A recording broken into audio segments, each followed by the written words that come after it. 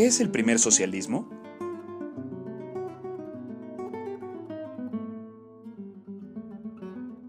El primer socialismo a veces se ha llamado, a mi juicio erróneamente, socialismo utópico o socialismo romántico.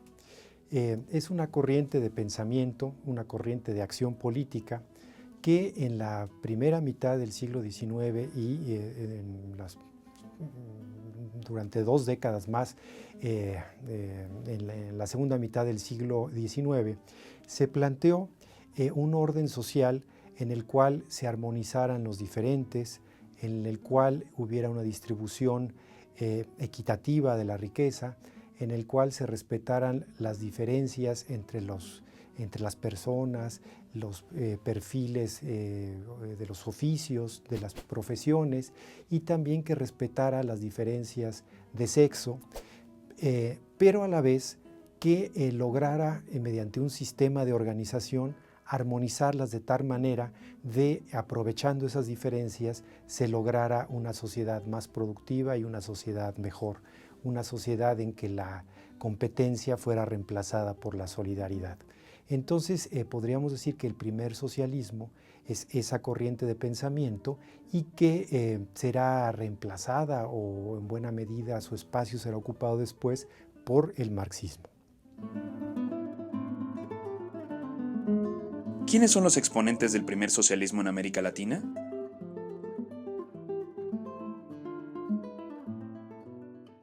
Bien, primero en Europa, que es donde surge, son pensadores como Charles Fourier, como Roberto Owen, como el Conde de Saint-Simon. Cuando llega a América Latina, que es aproximadamente hacia finales de la década de los 40, se difunde en buena parte de los países latinoamericanos. En México se difunde en parte en Guadalajara y en el estado de Jalisco, pero el representante más importante, el pensador más relevante, es un inmigrante griego de nombre Plotino Rodacanati, que es el que lo difunde en la Ciudad de México. Y en la Ciudad de México hace una escuela filosófica, y en esa escuela después se extiende, digamos, hacia algunas regiones del Valle de México, y concretamente en Chalco estalla un movimiento, una rebelión, la de Julio López, en favor de los planteamientos del primer socialismo. En países como Bolivia es central Casimiro Corral. En Colombia, Miguel Madiedo. En Brasil, Benoit Moore. Y en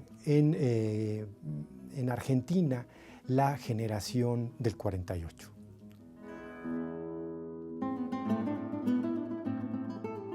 ¿Qué actualidad tiene el primer socialismo?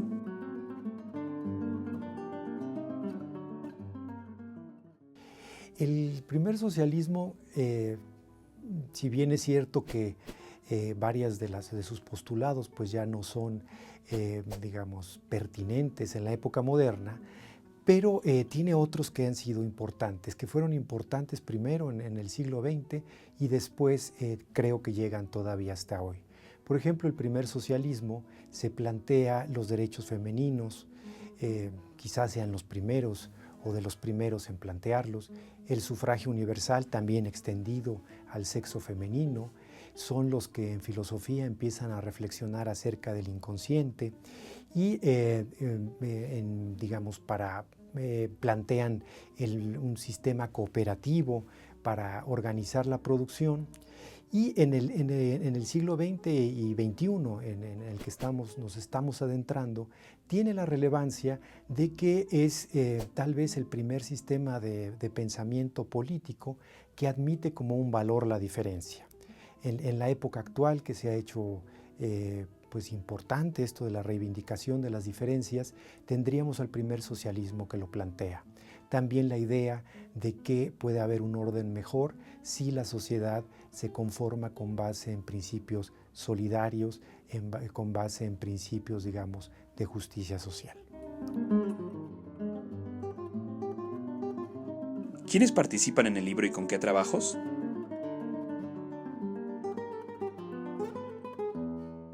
Sí, en este libro es un libro de varios autores, algunos europeos, otros latinoamericanos, y cada uno es especialista en el primer socialismo en el país sobre el cual escribe. En primer lugar, el co-coordinador del trabajo es Andrei Sheljov, que es un especialista, bueno, él es ruso, pero es especialista en el socialismo andino. Él escribe sobre Bolivia y escribe sobre Chile en el libro. Los textos sobre Europa son del profesor Michel Cordilot. El doctor Cordilot es profesor emérito de la Universidad de París, y la doctora Gloria Espigado, que es especialista en España y en particular en el socialismo gaditano.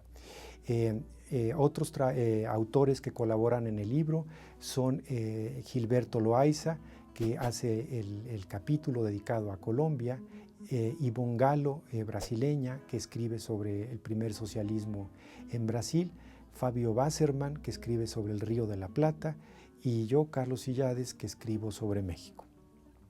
Y bueno, además, que es importante subrayarlo, el prólogo del libro lo escribió el doctor Enrique Semo.